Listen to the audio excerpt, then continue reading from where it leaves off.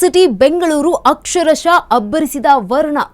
ಬೆಂಗಳೂರಿನಲ್ಲಿ ಅಕ್ಷರಶಃ ಅಬ್ಬರಿಸಿದ್ದಾನೆ ವರುಣ. ಸಿಲಿಕಾನ್ ಸಿಟಿಯಲ್ಲಿ ನಿನ್ನೆ ಬೆಂಗಳೂರಿನ ವಿವಿಧ ಕಡೆ ಭಾರೀ ವರ್ಷಧಾರಿಯಾಗಿದೆ.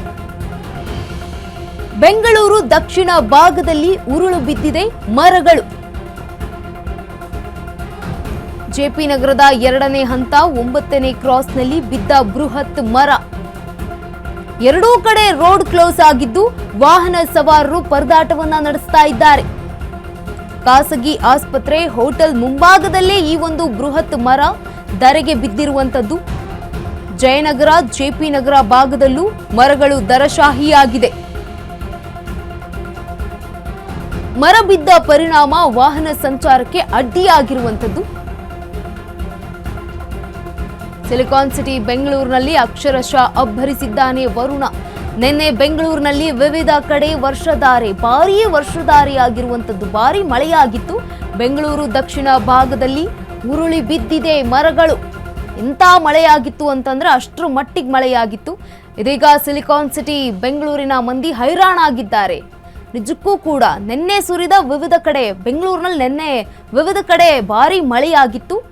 ಬೆಂಗಳೂರು ದಕ್ಷಿಣ ಭಾಗದಲ್ಲಿ ಇದೀಗ ಮರಗಳು ಉರುಳಿ ಬಿದ್ದಿವೆ. ಜೆಪಿ ನಗರದ 2ನೇ ಹಂತ ಹಾಗೆ 9ನೇ ಕ್ರಾಸ್ನಲ್ಲಿ ಬಿದ್ದಿರುವಂತಹ ಬೃಹತ್ ಗಾತ್ರದ ಮರ. ಎರಡೂ ಕಡೆ ರೋಡ್ ಕ್ಲೋಸ್ ಆಗಿರುವಂತದ್ದು. ವಾಹನ ಸವಾರರು ಪರದಾಟವನ್ನ ನಡೆಸ್ತಾ ಇದ್ದಾರೆ, ಹೇಗೆ ಹೋಗ್ಬೇಕಪ್ಪ ಅಂತ. ಖಾಸಗಿ ಆಸ್ಪತ್ರೆ ಹಾಗೆ ಹೋಟೆಲ್ ಮುಂಭಾಗದಲ್ಲಿಯೇ ಈ ಒಂದು ಬೃಹತ್ ಆದಂತಹ ಮರ ಧರೆಗೆ ಬಿದ್ದಿರುವಂತದ್ದು. ಸಿಲಿಕಾನ್ ಸಿಟಿಯ ಬೆಂಗಳೂರಿನ ಜನರು ಅಕ್ಷರಶಃ ತತ್ತರಿಸಿ ಹೋಗ್ತಾ ಇದ್ದಾರೆ ವರುಣನ ಆರ್ಭಟಕ್ಕೆ. ಇದೀಗ ನಿನ್ನೆ ಬೆಂಗಳೂರಿನಲ್ಲಿ ವಿವಿಧ ಕಡೆ ಭಾರೀ ವರ್ಷಧಾರಿಯಾಗಿತ್ತು. ವಾಹನ ಸವಾರರಿಗೂ ಈಗ ಸಂಚಾರಕ್ಕೆ ಅಡ್ಡಿಯಾಗ್ತಾ ಇದೆ.